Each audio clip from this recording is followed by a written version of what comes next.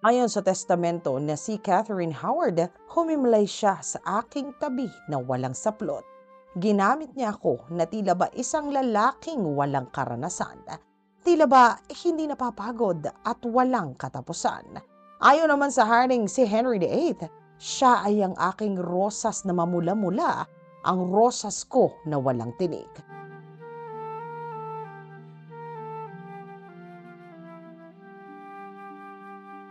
Ipinanganak ng ika-1524 sa United Kingdom. Ang kanyang ama ay kabilang sa maimpluwensyang dugong bughaw na Howard. Ito ay si Lord Edmund Howard. At ang isa pang dugong bughaw na si Jocasta, ang kanyang ina. Kabilang itong si Catherine sa 10 mga magkakapatid. 5 dito ay ang kanyang half-sister at 5 pa ang kanyang half-brother. Ito ay dahil nauna nang nag-asawa ang kanyang ina bago pa pumangalawa ang kanyang ama. Itong si Catherine ay pinsang buo nitong si Anne Boleyn, ang ikalawang reyna ng hari na si Henry VIII. Ang ama nitong si Catherine at ang ina ni Anne Boleyn ay magkapatid.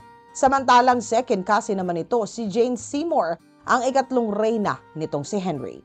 Ang kanyang lola na si Elizabeth Henney ay kapatid ng lola nitong si Jane Seymour. Maagang naulila itong si Anne sa ina. Pinalaki ito ng kanyang madrasta na lola. Si Agnes Tindy ay ang dukesa ng Norfolk sa London. 12 taong gulang pa lamang itong si Catherine nang magkaroon ito ng relasyon sa kanyang guro sa musika. Natigil lamang ito nang mahuli siya ng kanyang lola. 14 taong gulang itong si Catherine nang lumipat sila ng tahanan sa Lambeth sa London. Doon kanyang nakarelasyon naman ang sekretarya ng dukesa na si Kinsman Francis. Isinalarawan si Catherine bilang isang magandang dilag. Balingkinitan ito at tila ba hindi makabasag ng pinggan. Marso ng taong 1539 nang ang tito nitong si Catherine na ang duke ng Norfolk ay ipasok ito sa palasyo bilang kasamang dilag ng reyna na si Anne Cleves. Unang nasilayan ng hari na si Henry VIII si Catherine ng ika-1539. Ito ay nang sunduin niya itong si Anne. Ngunit dahil nga tila ba naging delubyo ang pagkikita nitong si Anne at Henry, tila ba nag-iba ang ihip ng hangin. June ng taong 1514, ang mata ng haring si Henry ay na kay Catherine na. Nakuha niya ang buong interes nitong si Henry.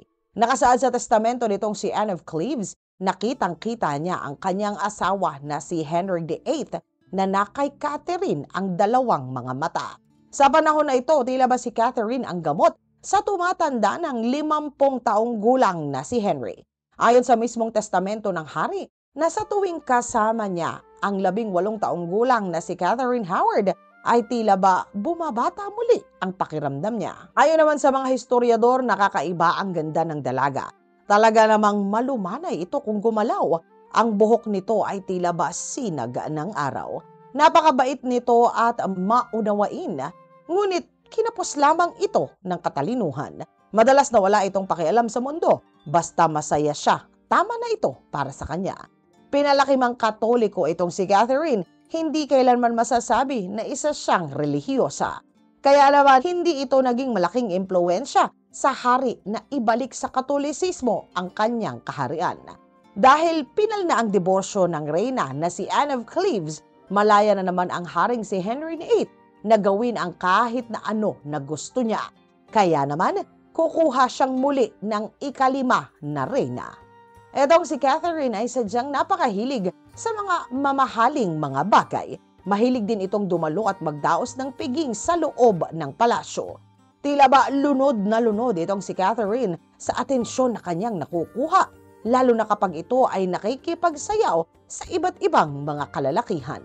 Ito ay dahil hindi siya mapartneran ng mismong haring kanyang pinakasalan. Minsan pa nga ay inaabot ito ng hanggang umaga na iba't ibang ginoo ang kasayaw niya habang ang kanyang hari na si Henry ay tulog na. Aliw na aliw ang haring si Henry kay Catherine at sa kanyang kaaliwan nadamay pa ang kanyang buong pamilya. Inilagay ni Henry ang kapatid nitong si Catherine sa kanyang espesyal na konseho. Sinuklian naman ito ni Catherine ng kagalingan niya sa higaan. lalo na at mas tumatanda na ang hari na kanya na napangasawa. Sa panahong ito ayon sa tala ay marami ng sugat sa paa ang haring si Henry, malamang dala ng diabetes niya. Mabaho na rin ang amoy ng kanyang paa. Labis-labis na rin ang timbang ni Henry sa mga panahong ito. Hindi tulad ng mga naunang mga reyna, hindi nakikialam itong si Catherine Howard sa usapin pagdating sa politikal.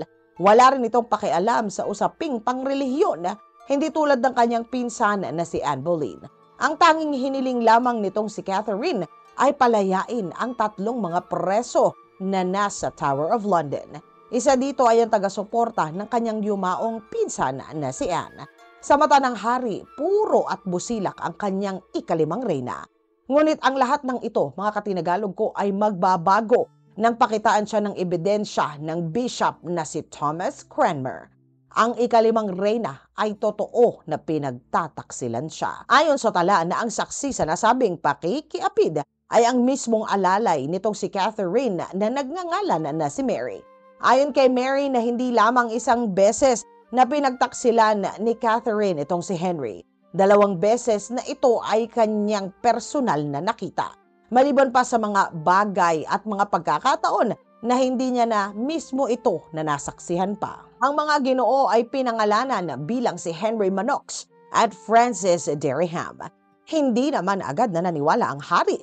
Kaya naman nagpadala ito ng investigador upang malaman niya mismo ang katotohanan at doon lumabas na ang tinatagong lihim ng kanyang mahal na ika-5 reyna. Ayon sa tala na habang binabasa nitong si Henry ang naging resulta ng investigasyon, halos mapaluhod ito at walang tigil sa pag-iyak. Matapos nito, walang sabi-sabi, ay umalis ito ng palasyo. Hindi na silang muling magkikita pa ng kanyang ika-5 na reyna.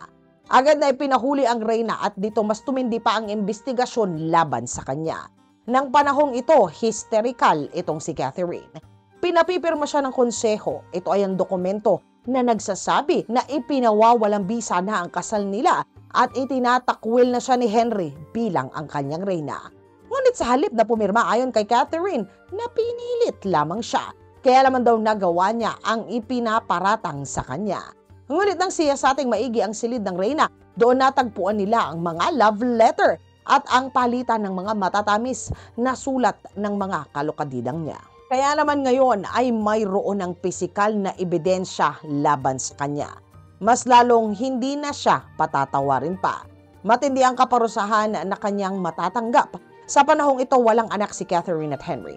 Kumalat ng maigi ang balita sa buong kaharian na wala nang kakayahan pa ang hari na maging ama.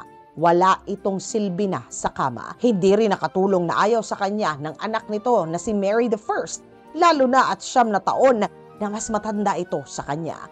Kaya naman matapos ang masusing paglilitis at pag-amin mismo mula kay Catherine sa kanyang mga relasyon kay Dereham at Colbert, inialis ito sa palasyo at pinapunta sa Sean Abbey, kung saan mananatili siya sa loob ng 2 mga buwan.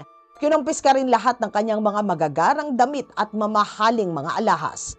Nang ika-22 ng Nobyembre ng taong 1542, opisyal na inalis sa kanya ang titulo na ang reyna ng Inglaterra. Ayon sa testamento na hysterical ito at walang tigil sa kaiiyak. Tila ba mauulit muli ang nangyari sa kanyang pinsan na si Anne. Ngunit hindi nawawala ng pag-asa ang dating reyna.